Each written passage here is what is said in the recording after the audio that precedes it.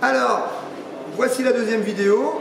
Normalement, si vous en êtes là, vous avez réussi à comprendre que Monsieur Nallet, il a acheté une lampe en 24 volts. Et donc, il a un garage qui est distant de 50 mètres par rapport à sa maison.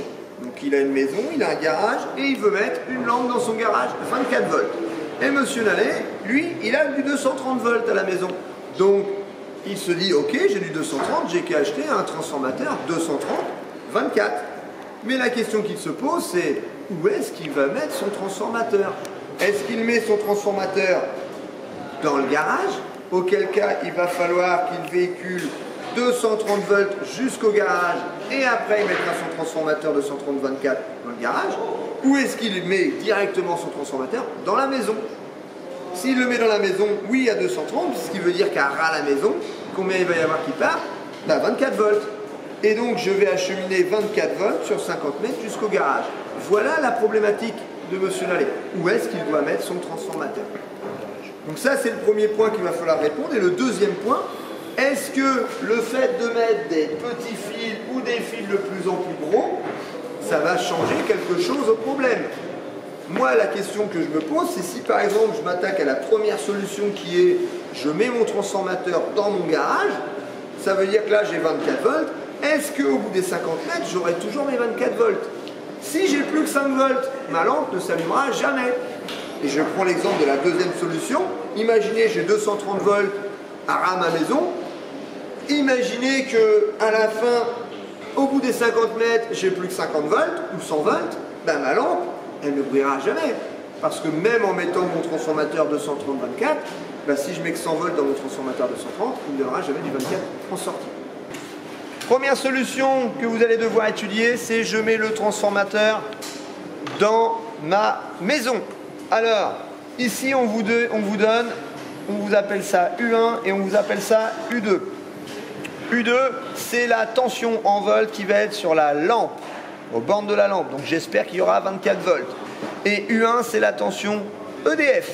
Donc sur ce schéma-là, on vous demandait d'installer, de mettre sur ce schéma le transformateur. Eh bien moi, le transformateur, au départ, il est ici. Voilà le symbole du transformateur que l'on a déjà vu en industrie. C'est deux ronds, l'un dans l'autre. Hop, je fais ça, tac. Et là, donc, normalement, c'est EDF. Il me donne du 230 volts dans mon transformateur. Ensuite, je sors de mon transformateur avec une autre tension ici, qui normalement vaut 24 volts. D'accord?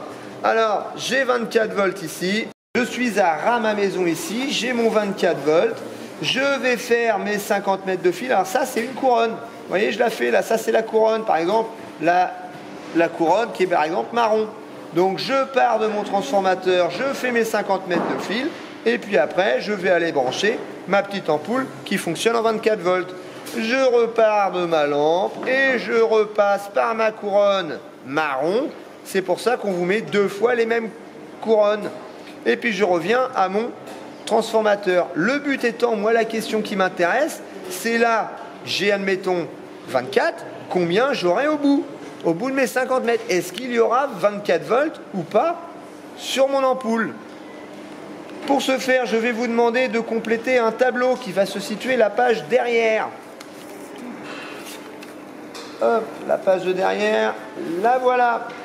Donc on va vous demander, alors celle-là, c'est pas tout à fait U1, ça c'est la tension à ras le transformateur. La tension à ras le transformateur, je retourne, hop, c'est celle-là là. Normalement, en sortie de transfo, j'ai 24 volts. À vous de le mesurer, de vérifier si oui ou non, en sortie de transfo, j'ai 24 volts. C'est la première tension qu'il va falloir me mettre ici, qui normalement, quelle que soit la grosseur des fils, va être la même. Par contre, en changeant la taille des fils, est-ce que la tension U2, c'est celle qui arrive sur la lampe, est-ce qu'elle va être pareille?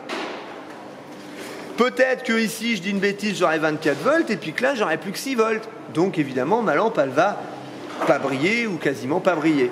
Donc voilà les deux mesures que vous devez faire, la tension au départ et la tension à l'arrivée. Avant les 50 mètres de fil, après les 50 mètres de fil. Une fois que vous avez eu un, une fois que vous avez eu deux, je veux savoir combien j'ai perdu entre les deux. C'est ce qu'on appelle la chute de tension absolue, qui s'exprime en volts. D'accord? Donc chute de tension absolue, bah, vous ferez 24 moins par exemple, je ne sais pas, s'il vous reste plus que 20, bah, 24 moins 20, ça vous donnera 4 volts de perdu entre le départ et l'arrivée. Est-ce que c'est clair? On vous demande également dans ce tableau de mesurer les ampères. Bon voilà, libre à vous de prendre soit une pince ampère métrique ou un multimètre que vous réglerez en ampères. D'accord? Moi je vous conseille une pince, c'est plus facile. Vous entourez simplement le fil, vous vous mettez en ampères, d'accord? Et après, la pince va clignoter. Vous appuyez sur le bouton jaune. D'accord? Vous allez appuyer sur un bouton jaune pour dire si c'est AC ou si c'est DC. AC, alternatif courant, phase neutre. DC, direct courant, plus, moins. En gros, si vous entendez le mot phase neutre, AC, vous appuyez jusqu'à temps qu'il vous affiche AC. D'accord? Et puis, si c'est des plus et des moins, bah vous appuyez jusqu'à temps que ce soit affiché DC. Lorsque vous aurez complété ce tableau, c'est-à-dire que vous aurez mesuré toutes les intensités et toutes les chutes de tension en volts, eh bien, dire par exemple, j'ai perdu entre le début et l'arrivée, je vous dis par exemple, j'ai perdu 10 volts. C'est beaucoup ou pas, à votre avis? Bah, si je vous dis j'avais 300 000 volts au départ, j'en ai perdu 10. Donc j'en ai 299 000, etc. C'est beaucoup ou pas? Pas du tout. Si maintenant je vous dis j'avais 10 volts au départ, j'en ai perdu 10, c'est beaucoup ou pas? Ah oui, j'ai tout perdu. On est d'accord? Donc dire j'ai perdu 10 volts, ça ne veut rien dire, finalement. Alors nous, ce qu'on va préférer, c'est parler de, non pas de chute de tension en volts, mais plutôt de chute de tension en pourcentage.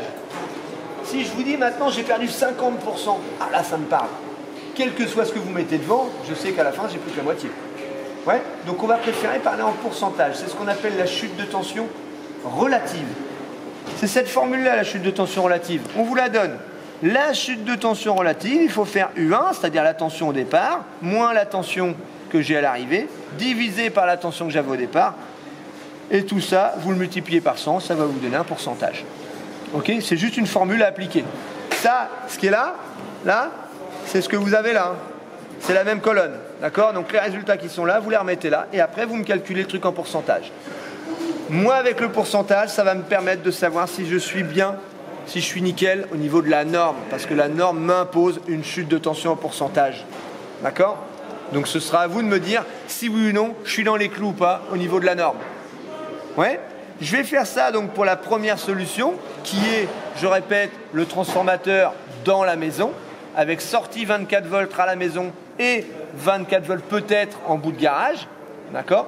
Et ensuite, je referai un deuxième schéma. Alors là, je ne vous le donne pas, ce sera à vous de me le proposer.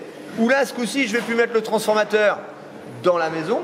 Je vais mettre le transformateur dans le garage. Donc à vous de me faire ce schéma-là en m'insérant plus tard le transformateur au bon endroit et les appareils de mesure. Voilà. Mais pas tout à fait.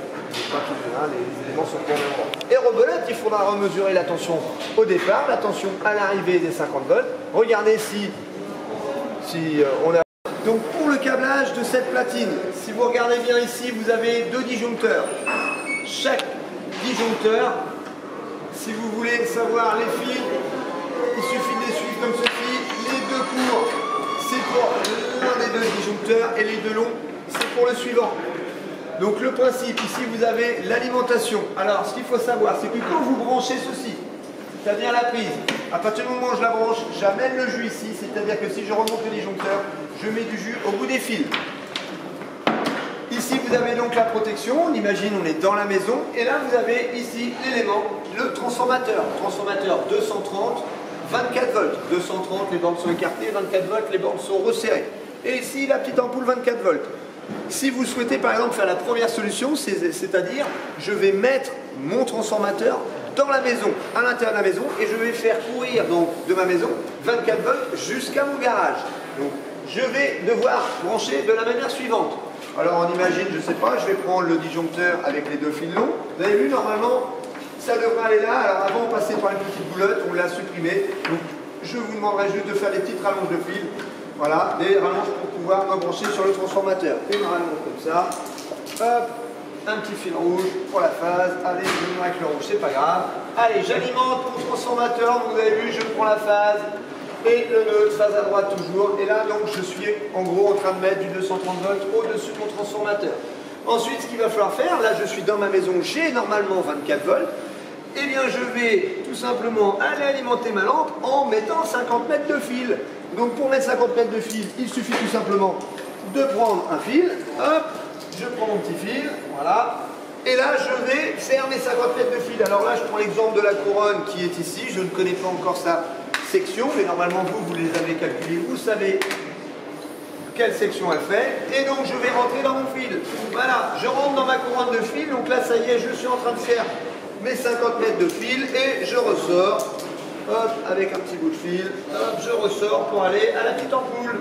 Voilà. Et donc là, en gros, j'ai fait 50 mètres plus, bah, évidemment, les quelques centimètres que j'ai rajoutés, mais en gros j'ai 50 mètres de fil pour aller de ma maison où il y a le 24 volts jusqu'à mon garage, ma lampe dans mon garage. Je dois repartir bien évidemment jusqu'à mon transformateur, donc je vais repartir de la petite ampoule, hop, et je vais re-rentrer dans mes 50 mètres de fil. Et oui, puisque s'il y a eu 50 mètres de fil de phase pour y aller, il y aura 50 mètres de fil de neutre pour revenir. Hop, donc je ressors de ma petite couronne de fil et je retourne ici à mon transformateur. Donc normalement, ici, il doit y avoir 24 volts, puisque je vous rappelle, mon transfo, c'est la première solution. Le transformateur est dans ma maison. Je dois avoir 24 volts là. Est-ce que je vais avoir 24 volts là? Ça, c'est la grande question. Donc je vais vous demander de mesurer la tension avant. Donc avant de faire les 50 mètres et après avoir fait les 50 mètres. Pour ce faire, vous allez utiliser cet appareil, voltmètre. Je me mets en V sur la petite vague, position AC, alternative courant. Ensuite, je vais me mettre ici pour faire la première mesure, la mesure de U1, c'est-à-dire avant les 50 mètres. Hop, je le pose ici, nickel. Ensuite, je prends mon deuxième appareil de mesure, toujours pareil, le voltmètre. Allez, je prends les deux bornes. Hop, hop, voilà, ici. Voltmètre. Alternative, toujours pareil, et là je vais le mettre à la sortie de mes 50 mètres, c'est-à-dire directement sur l'ampoule, pour voir si oui ou non, on lui donne bien les 24 volts. Normalement il y a 24 volts là, est-ce qu'il y aura 24 volts sur la lampe, sachant qu'on est passé par des fils d'une certaine section.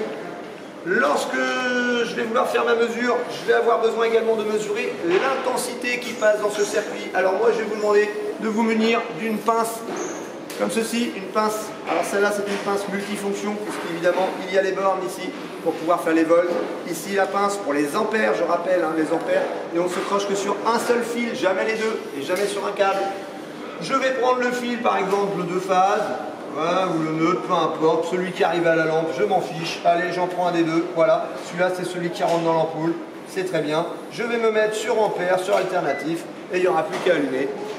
Le but étant de vérifier donc le courant qui passe dans l'ampoule, le but étant également de mesurer la tension U1, c'est-à-dire la tension à la sortie du transfo et la tension qui arrive après les 50 mètres. Et on regarde si oui ou non on a perdu de la tension. Lorsque vous aurez fait votre première mesure en présence du professeur uniquement, vous pourrez ensuite intervertir les couronnes, c'est-à-dire si vous maintenant je veux passer à ces deux couronnes là, voilà, je prends les couronnes. Il suffit de débrancher la première et de remplacer par la suivante. Alors évidemment, si je mets une rouge, là je mets évidemment la deuxième rouge, hein, puisque le but étant d'étudier les différentes sections de fil. Voilà. Et là vous avez tout pour faire la première solution. La deuxième solution, ce sera à vous de la trouver. Vous devrez nous compléter le schéma de la deuxième solution, c'est-à-dire le transformateur, non plus dans la maison, mais le transformateur dans le garage. De nous réaliser le schéma de câblage. Je répète, ne mettez pas sous tension tout seul. Vous appelez le professeur pour lui montrer le schéma, vous faites le câblage et ensuite on étudiera la deuxième solution. Puis on verra si c'était mieux de mettre le transformateur dans la maison ou dans le garage. Et vous aurez également des choses à me dire sur la grosseur des fils, je l'espère. Voilà.